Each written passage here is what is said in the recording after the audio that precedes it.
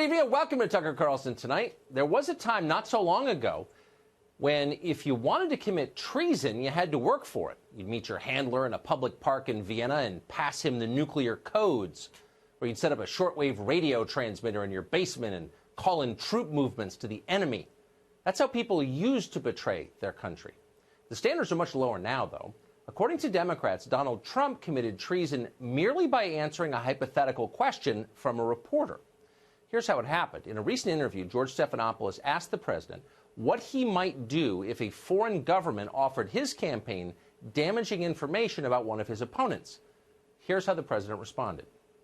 Your campaign this time around, if foreigners, if Russia, if China, if someone else offers you information on an opponent, should they accept it or should they call the FBI?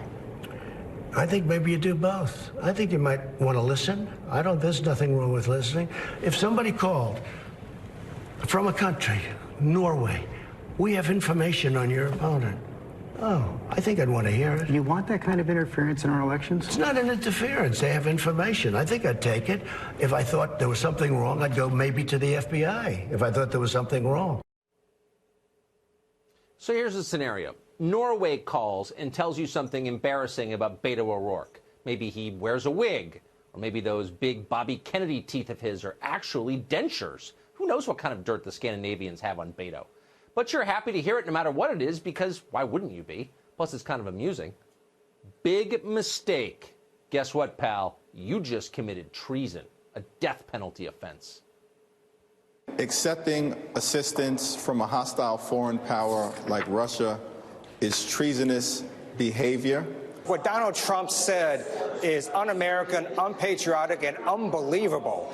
He's so wacko. You'd think, last week it was go to the Mars and forget the moon. A month ago it was go to the moon. He ought to go to the moon. Ralph Cramden ought to send him and not Audrey Meadows. I think the president's answer to George Stephanopoulos yesterday underscores the importance of moving forward with impeachment.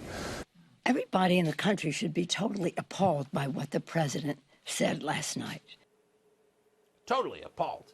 You've reached a moment of maximum ridiculousness when the people who reflexively side with, the government of Guatemala over our own citizens decide to tell you what's patriotic or not. That's un-American, says Ted Lieu. Hilarious. But if you think that reaction was hysterical, wait till you see how the talking head community responded. Pure pandemonium. He is a traitor to the pillars of our democracy. That's what that interview shows. What Donald Trump just did was the founding fathers' worst nightmare. I've run out of adjectives to describe the reaction to this. If any other president had said anything resembling this, Republicans in Congress would have understandably, called him a traitor. It is unthinkable what he said. It disintegrates at the very core of what our democracy is about. This is the definition of collusion. I think it is treasonous. I think it is compromising. I think it is dangerous. I think it is wrong. It's illegal. Dangerous, wrong, illegal. In a word, treason. That's what it is when you take damaging information about a political opponent from foreigners. Okay, just so we're clear on the terms. Wait a second. Are we sure we're comfortable with this new definition? It seems like it might have some unintended consequences. Some of the very people making red-faced accusations of treason appear, by their own standard, to have committed treason themselves. Consider, for example, the Trump dossier. Remember that? Everybody in Washington read the Trump dossier. John McCain's staff made absolutely certain of that. Our intelligence services then used the dossier to justify extensive spying on American citizens. But here's the thing about the dossier. It wasn't American. Our agencies, the CIA, FBI, they did not compile the dossier. The dossier came from a man called Christopher Steele, a longtime employee of British intelligence. In other words, a foreign operative. Steele's information, the information that formed the basis of the dossier, didn't come from this country. It came from foreigners. It came from Russians. Everybody knew this at the time. Steele said so out loud. Here's a 2017 tweet from Hillary Clinton's press secretary, Brian Fallon. Quote, "I regret I didn't know about Christopher Steele's hiring by the Hillary campaign pre-election," he said. "If I had known, I would have volunteered to go to Europe and try to help him." End quote. Fallon went on to say that the Hillary campaign was proud to get opposition research from foreigners. Quote, I probably would have volunteered to go to Europe myself to try and verify if it would have helped get more of this out there before the election, end quote. Now, when Fallon says this, Fallon is referring to salacious dirt from Russians.